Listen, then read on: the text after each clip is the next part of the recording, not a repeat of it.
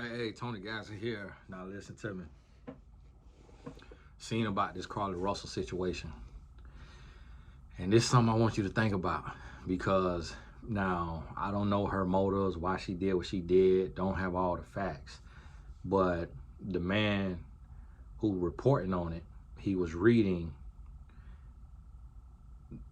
her interview, and then he also read the evidence that they found in her phone of the searches she was doing. And them searches imply that she staged her own disappearance.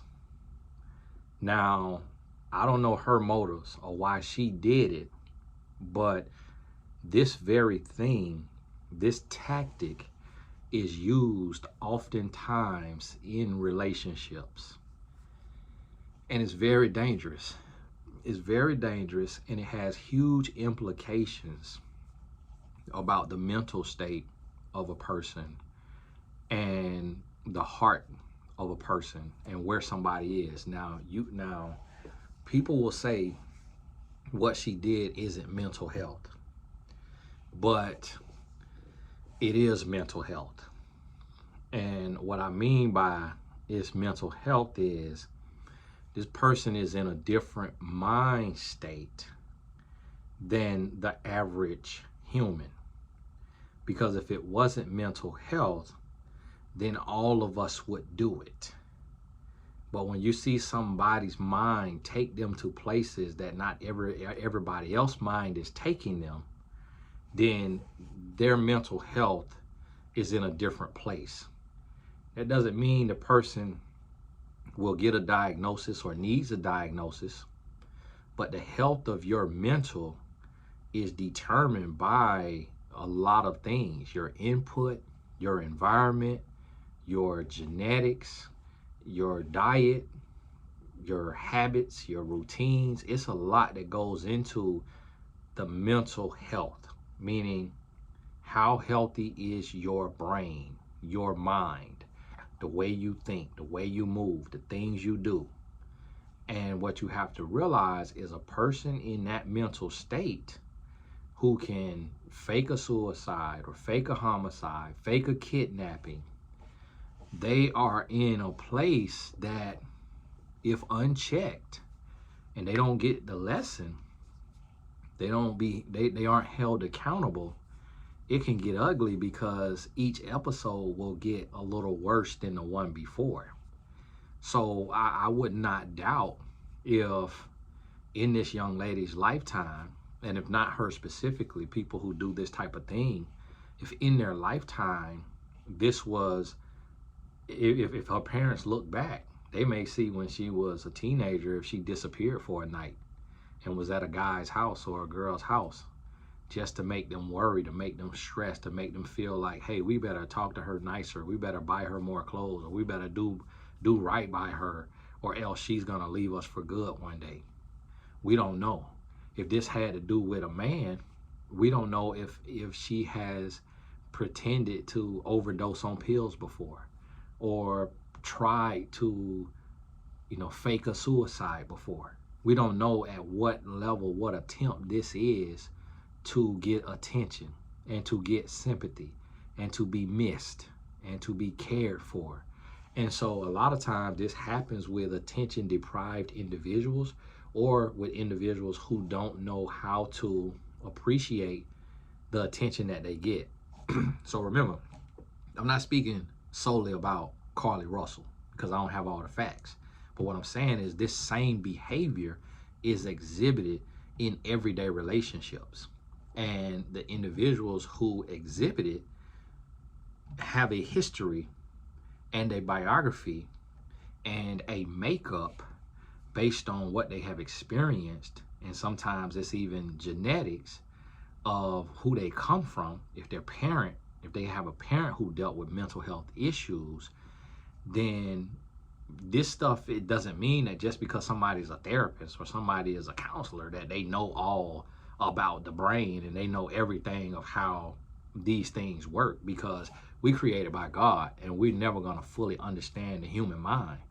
But we are able to make these little assessments and to kind of say, okay, based on my research, based on my studies, based on what I read in this book in college to get my master's or my doctorate, this is what this looks like.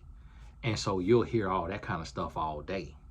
But that doesn't mean that's 100% accurate or that's what it is. And we find our doctors be wrong every single day. You watch the news, we got a new study of where doctors was wrong.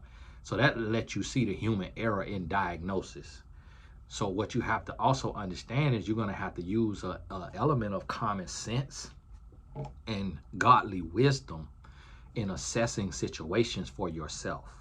Because not every narcissist is going to get a label, going to get diagnosed by a doctor. So you got to have enough wherewithal and enough intuition, enough discretion, enough discernment, enough wisdom, knowledge, and understanding on your own to be able to protect yourself. And so here's the thing. When you're in a relationship, for one, you should never use abduction, suicide, homicide, or any type of threats of that nature as a manipulation tactic to get more attention or sympathy or love from your partner. You should never, ever in a million years do that. Because if anything, you're not going to bring someone closer. You're going to push them further away. And even if you bring them closer for a little bit, momentarily, they only there to see if you okay. And then once they find out that you were faking, that it wasn't real, they're going to drop you like a bad habit. And the next time you will feel compelled to go a little further and make it even more real. And you may actually end up taking your life or taking somebody's life or doing something crazy. And now your life is upended. Your life is ruined forever. And the person won't come to save you because the last time it was fake. And so this is what you have to realize and understand is that we have to be mindful of this, because you may see this in a relationship where somebody says, if you leave me, I'm gonna do this to myself. Or if you leave me, I'm gonna do this to you, or do this to this person that you know or love. And you'll hear those type of things. When that happens, that is a red flag, a huge, huge red flag that will have grave consequences one day. And you need to figure out a way to leave immediately. Like, you need to come up with your exit strategy immediately. Now, there are times where a person may say it and they may not really mean it, and you can tell it because you know them. And that is a time where you have to very strictly, sternly, directly, expressly, immediately address that and say, listen to me. I do not play those type of games. Don't ever again in your life, if you want to speak to me a second time, don't ever try me like that and claim that you're gonna commit or that if I leave, because I will be gone. And whatever you do, may God have mercy on you. But I refuse to be a prisoner to your mind games and your manipulation. Try me again, and I guarantee you, you'll never hear from me another day in your life. And let come what may, I'm not the one. See, you have to directly let somebody know that you're not to be played with, and that they do not have ownership over you, that they do not have control over you, and the only thing that will make you stay is their pure love and your pure love. And anything, anything outside of pure love, you refuse to be bound by. You refuse to be bound by mind games, manipulation, deception, coercion, or anything else. You refuse to be bound by it. And that you will take whatever loss, whatever setback, jump any hurdle, run any distance you have to free yourself from that bondage or the mind games. And you got to let them know. So in this Carlee Russell situation, it is sounding like, which can't jump to conclusions and judge, it's sounding like she wanted some attention from somebody who she feels has been taking her for granted, or about to cut her off or leave her, or she need to milk something out of some situation. And a lot of times in stuff like this, individuals, it's been on one extreme or the other. When you really look at it and you talk to the individuals and you look behind the scenes, you get, beyond surface level, you see that it can come from somebody being extremely spoiled and always getting their way. And then on the other end of the spectrum, it can come from somebody that has been extremely neglected. And so we may see people who have gotten everything they want. And then the moment their supplier, their enabler says no, or has a series of no's, they say, okay, I got something for you. I'm going to make you miss me. And I'm going to make you think that I am gone for good. I'm going to meet the Lord, and I want you to feel that, so that when I show up on the doorstep, you never ever again take me for granted, and you do what I say do, and you give me what I want, and you eat out of my hand. Now, I ain't saying that's the Carlee Russell situation, because I don't know all the details, but what I'm saying is this right here, these behaviors and this type of thing happens every day.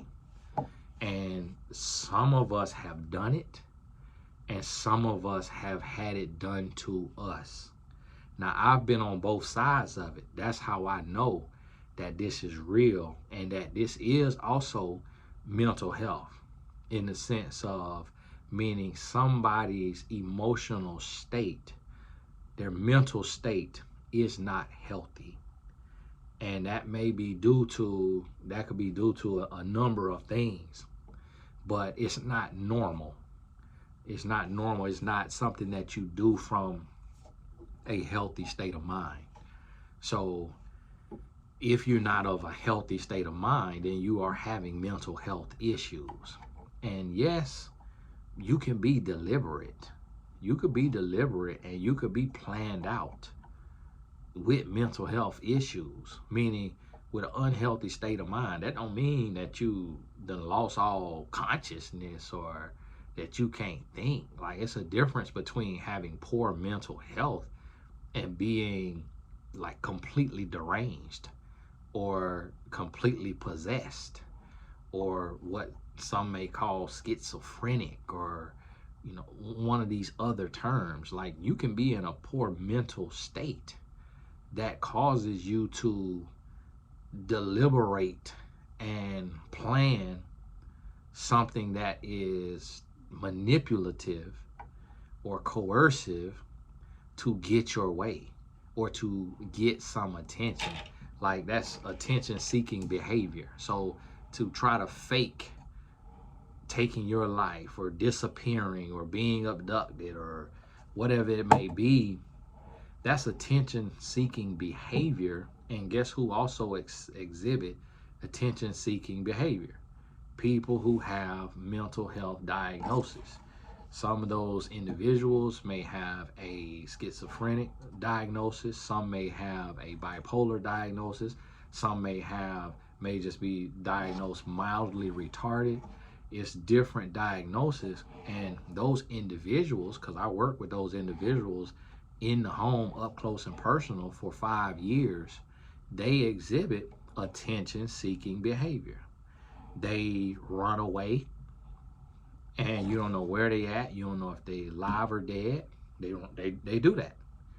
They exhibit attention-seeking behavior, and the goal of it, even though we are labeling these individuals as mentally retarded or bipolar or schizophrenic, and they're on these different medications, they have the wherewithal to say, you didn't give me my outing I'm going to run away and make you miss me, make you worry about me, make you look for me, make you call the police, make you have a search party, so that when I come back, you will know in the future, give me my way, or this is what's gonna happen.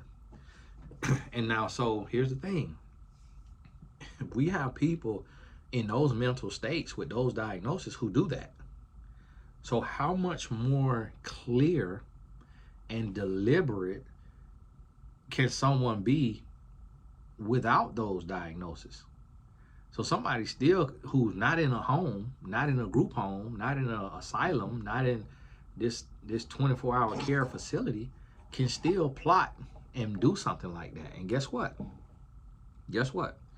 In my line of work, this here, what Carlee Russell has pulled, I've seen people who you look up to. I've seen people who you look up to. I've seen people with doctorate degrees, master's degrees, bachelor's degrees, people with titles, people with positions do this same very thing Carlee Russell done. Do the same very thing. Disappear, have people searching. It might not make national news.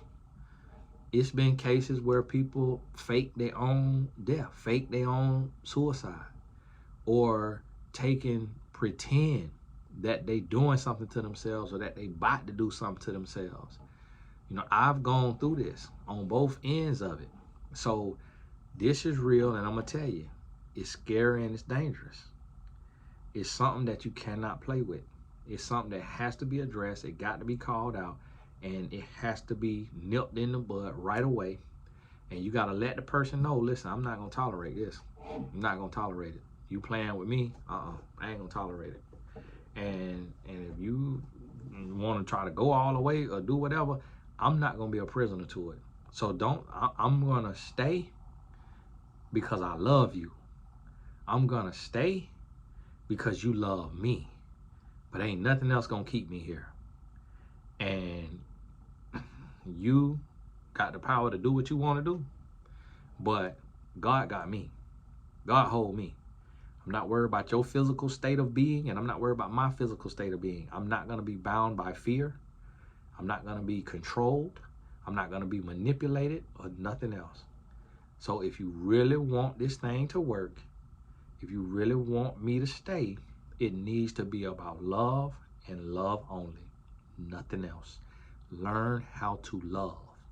Learn how to love yourself. Learn how to accept love, and learn how to love somebody else. That needs to be your focus, not coming up with these elaborate plans and schemes to get your way. That's what you got to tell the folk, and what you got to tell him or her. Because look, men do this, women do this. Men do this, women do this. And now when this is not addressed, when there is no accountability for this, that is how the show Snapped came about. Because that's what happens. And as humans, what we do is we up the ante. Every time we up it. So it's kind of like, if you let somebody yell at you, they're gonna yell. Then they're gonna yell. Next thing you know, they're yelling with curse words. Next thing you know, they're yelling with curse words and derogatory phrases to you. Then it'll go to a push. Then it'll go, keep everything else I done already said, keep that in there. Yeah, cuz, call name. Yeah, cuz, call name, push. Slap. Choke. Light punch. Hard punch. Uppercut. Kick. Stomp. Dead. You got to call it out for that first thing. Listen, one thing I won't do is allow you to talk to me like that. I'll tell you like this right here. You want to talk to me? Don't ever in your life raise your voice. You raise your voice at me again, that'll be the last time you talk to me. See, this is what you got to realize. It's like a jack in the box. You let somebody keep winding up, it's going to explode in your face. So what you got to realize is you got to nip it in the bud from the get-go. Hey, don't give me your word and not keep it. Don't tell me you're going to call me, then don't call me. Don't tell me you coming over, then don't come over. Don't tell me we're going on a date, then we don't go on a date. Those little things right there, them little red flags that we ignore, that lead up all the way to this Carlee Russell situation. Not literally, not verbatim, because I don't know if she did it for a relationship. I don't know. Because some people could have an obsession. Like some people could just want to be famous. They could just want their name to be out there. I don't know if it had anything to do with a relationship, but what I'm saying, this stuff happened in relationships too. So be mindful, call it out, nip it in the bud, and I'm gonna tell you how me and my wife, right out the jump, right out the gate, what I needed to change, she let me know. What she needed to change, I let her know. So when we called out those minuscule things, those things that most people let ride, most people overlook, like me coming in the house late, me not calling when I said I was gonna call, her being too needy or like too sensitive. When most people let that little stuff, that little insecurity, little whatever go, we called it out. So it put us on notice that these are the things we got to work on if we want this thing to work and we want to be together and be happy. It changed everything. So listen to me when I'm telling you this now. Hey, this Tony Gasson. God bless you. Getting ready for the Growth Club tonight. The Growth Club is a monthly group coaching. So you'll see the link in the description, Tony Gasson's Academy, where we do our monthly group coaching. And then we have a lesson and we have Q&A. We work in life, love, and business. Right now we on the business side. Tonight we talking about acquiring and securing grants for your for-profit company or non-profit company. And so if you want to be in a group of like-minded individuals, make sure you join us versus paying, hundreds of dollars for a one-on-one coaching session. That's what the Growth Club is for. Much, much more affordable thing where you get the same type of topics and conversation and insight. But hey, this Tony Gasson. God bless you. We'll talk soon.